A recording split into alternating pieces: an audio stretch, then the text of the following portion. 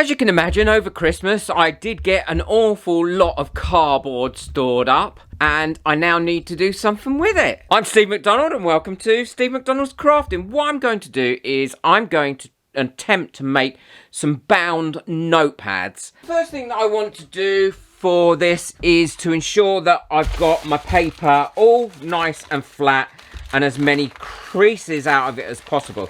Now, the great thing about the Amazon paper, it does come with these like perforated bits on it. I can fold it all along each one of those perforated bits like that to start flattening it out. I've got it all nicely laid out now, and what I'm going to do to hopefully flatten it all out and get it nice and as crinkle-free as possible. I don't want it to be completely crinkle-free because I want it to be looking a little bit rustic when it's finished. So I'm just going to pop that board on top of that, and then I'm going to put some clamps on them, clamp them up tight, and leave it a couple of days to see if that will flatten them out and get them nice and, well, flat. I'm so eloquent with my words. I should be a poet. I've had this paper under here for about 3 days now, so let's see what it comes out like. I don't even know if this is going to make any difference whatsoever, if it's going to still be crinkly or not, to be honest. And everything that I've learned how to make this book, I've not done it before, I've learned from Skillshare. If you've not used Skillshare before, I've got a link down below. I use it ever such a lot. I learned so much from Skillshare. Oh, that has, look how nice and flat that has. It's still crinkly, but I don't mind about that because I wanted it to look a little bit rustic. Oh, I'm really pleased with how well that's come out. It is a lot flatter than it was. What I need to do now is fold what is called signatures, and that's my 2 pieces of paper like this together. Now, I'm going to fold these together because I think I'll get a neater line. Now, you could measure this, but this is going to be quite a rustic book, so I'm not measuring it. But what I am doing is trying to get them as close to the end as possible.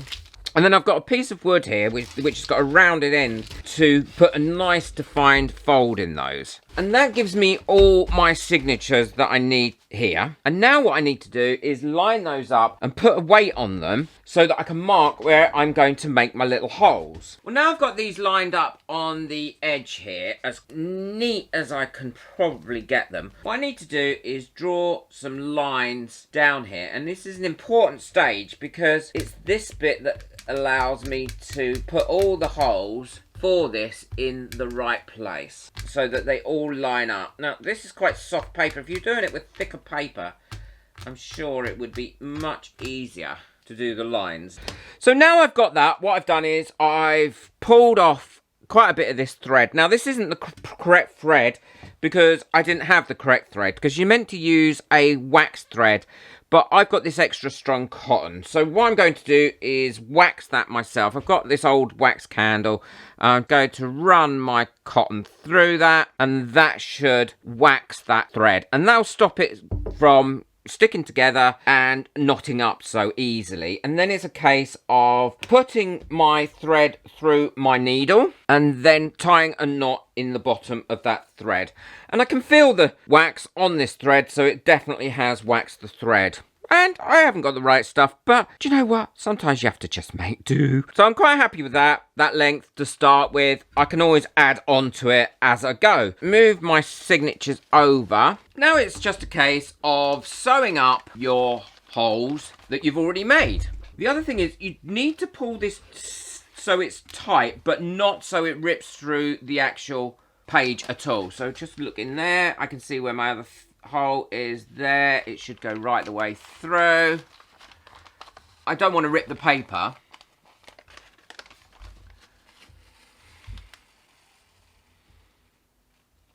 I'm sure I will get quicker at this as well.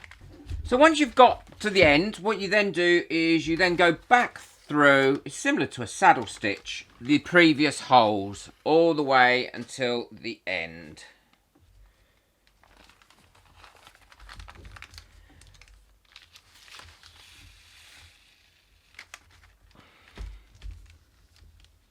So once you get to this end knot here, and you're back through where you started, this is where you need to tie off and do another little knot. So you just go under the thread and make like a little knot loop there. Okay. and pull that so that's on there, and then take this needle back through that knot, and both knots should be on the outside rather than on the inside. You then bring in another signature, and then you go through that hole, first hole there, and then you pull that tight onto there. You go back through these two like you did before, and pull a bit of tension in it. But now what you have to do is you then, when you've got to this one, you go into behind the two threads that you did before, like so, and then up the other side of that hole in the next thread, and then back through that hole that you've just come out of.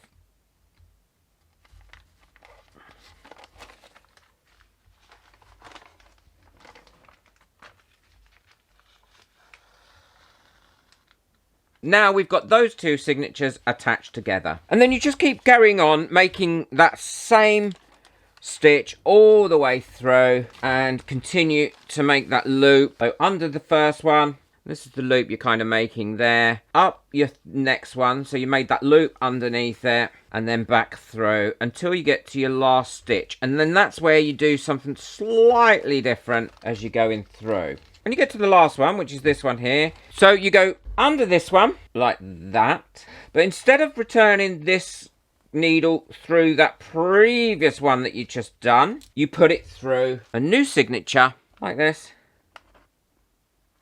and carry on the same way that you've just did on that previous round. You go in, back out again, under, over, until you get to the other end, and then you do the same again. Well, there we go. I've sewn quite a few signatures together there, but what I am finding with this really flimsy paper is that it rips really easily, and it's actually quite difficult to get it all to keep lining up. So I'm going to cut some more of these signatures, but using some thicker paper, sew them up exactly the same way as I have done here, and then show you how I'm going to put a cover on it and what sort of cover I'm going to put on it.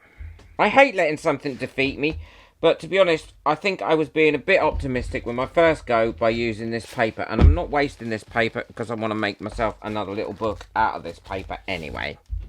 I've finished this one now, and using thicker paper made such a massive difference. I did this in no time, probably about the same amount of time as I did that one. And they're all nicely in there. I'm probably not as tight as I should be, but I'm sure I will get better at it the more I do it. And as you can see, they are nice and neat. So now what I need to do is need to put some glue along this spine and then make a cover for it. And that's what I'm going to show you what I do next. I've got it all lined up and I'm quite happy with that, and this is all about, I believe, ensuring and giving the stitches a little bit more security and to allow you to make sure that all your pages stay together. The sewing will keep them all together, and this will also keep them together and glue those knots and stitches down nice. This is a flexible wood glue, not the proper glue, but this should do it just as easy. And according to the Skillshare tutorials that I've watched on this, you leave this to dry and then you go over it a second time to double check that everything is all nicely glued together. Well, this is all glued up nicely now, and it opens up really, really easily, which is great news. Now, I am going to make a cover for it, and I've got this piece of card that was on a notepad that I had, and you know what I'm like. I'm a crafter, not a hoarder. I have to keep telling myself, but I do keep everything just in case it's going to come in handy.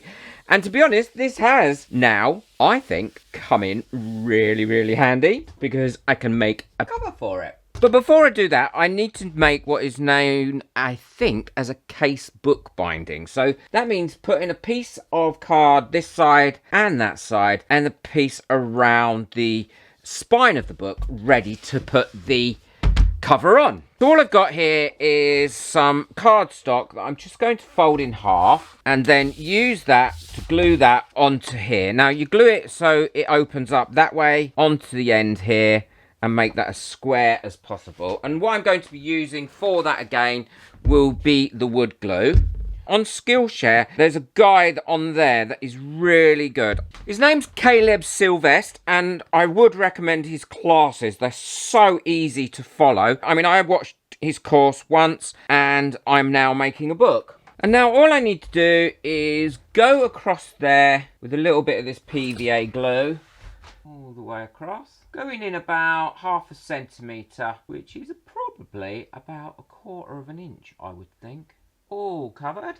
And then line this up so it's as square as it possibly can be. That's fine. And then do the other side, exactly the same.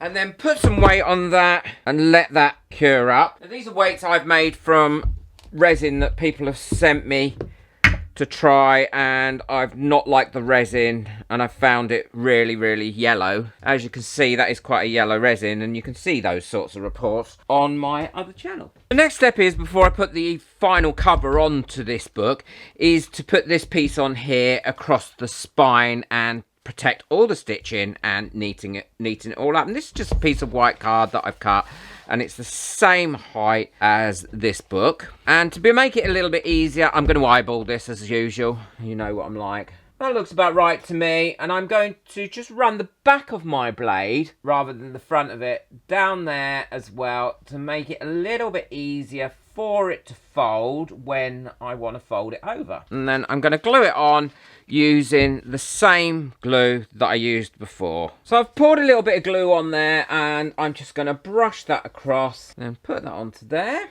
where it folds like that. And now that's down, I can just put the rest of the glue on this. Make sure that it goes over all this bit and the spine as well. Just another little bit of glue. That should all line up nicely now, because we've got the score lines in there, and we know the first bit that I put on met up to the score lines. So keeping that away from the glue, onto the spine. Just going to push that down that way. Push that across there. And then what I'm going to do is put a little weight on that. Let that all dry up, and then while that's drying up, I can make the rest of the jacket. Now this is all glued together. I'm really happy with that. I could spend some time and trim up these edges, but I'm not worried about that. I'm not selling this book or anything. It's just for my own use. I think that's quite neat enough, although it is recommended that you pull down and you trim these edges up, but I'm not doing that. What I'm going to do is make a hardback cover, and I've got some of this faux leather. I love it. I've got it for another project. I've got loads too much. So what I've done is I've measured out 3 pieces of card, and I've drawn around them so I know where they go on this leather once I've glued it down. And these pieces of card, I haven't done any exact measurements or anything. They're just slightly larger than the book, as you can see. I've probably left about 4mm around the edge, and the same, about 2.5mm from the edge of the spine. And I've done a piece that's going to go through the middle like that. Again, that will glue in the middle of there. To attach the leather to this, I'm using this same wood glue, and I'm going to use quite a bit, making sure it's completely covered. And then, because I've already outlined where I want this, make sure it's in the right place. Yep, that's better. And then put a weight on it until that's dry, and then I'll show you what I'm going to do to attach this to the book. Now this is all stuck down nicely. What I've done is I've gone along and I've cut these off at a 45-degree angle, each of the corners. And then what I need to do now is fold these all back as tight as possible and glue these on to here like that, all the way around. And I'm going to be using the same glue. It glued on absolutely lovely. And this time, rather than put the glue on the card, I'm actually going to put the glue straight onto the faux leather and then glue that round onto the card. And now that's on there, I'm pulling this as tight as I can onto here. And then I will put a weight down on that, and then I will do the same on this side before I move to the other side. Well, the cover's all glued together now. I'm really pleased with how that's coming out, and it looks, I think, really nice. Got a bit of glue there, but that'll come off. It's surprising just how easy that was to make and how nice that looks. It's about now attaching this to there, and what I'm going to use to attach that is these 2 red cover sheets that I made, and they're going to go on there like that. and it's going to be a case of putting some glue on here and then on here. I've got my glue all nicely spread on there, and now I'm going to put it down. And the good thing about this glue is it doesn't glue straight away really hard. You can move it about a bit and get it lined up where you need it. So I'm happy with where I've got my book, and I'm just going to put a weight on that while that dries, and then I'll show you what it looks like finished. Well, my leather book's all finished now, and I'm really pleased with how it's come out, and you can see the stitching in there nice and neatly. I think I did quite a decent job of this, and it works really well. I am going to put something on that in a second. Can you hear my cricket going in the background in gold? I did finish off the one that I started first. Once I'd kind of got the knack of it doing this one, and I've used all the scrap paper in it and put this cover on it, which I really, really like. And I also did this multicoloured one as well, using an old map that I'd got, and I think that's come out really well too.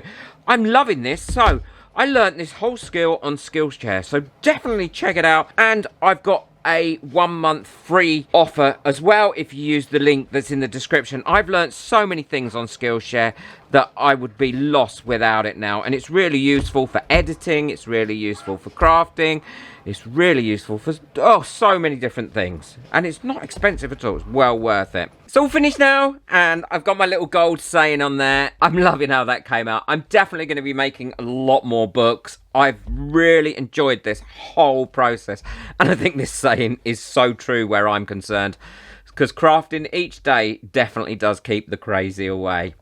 Let me know in the comments what you think of this, and if you're going to have a go. And please boot this if you've liked it and enjoyed this video, because it really does help get this video and get my channel going. I'm sure everybody would be as pleased as I am with their books, and also it uses up, I mean, that was just scrap Amazon paper, that was some scrap card I had, the covers were made out of the waste from an old pad, and I had all the other bits and pieces hanging around. Be sure to check out the video that's coming up next on how I used waste cardboard to make some beautiful pots and things with. I'm sure you'll enjoy that video.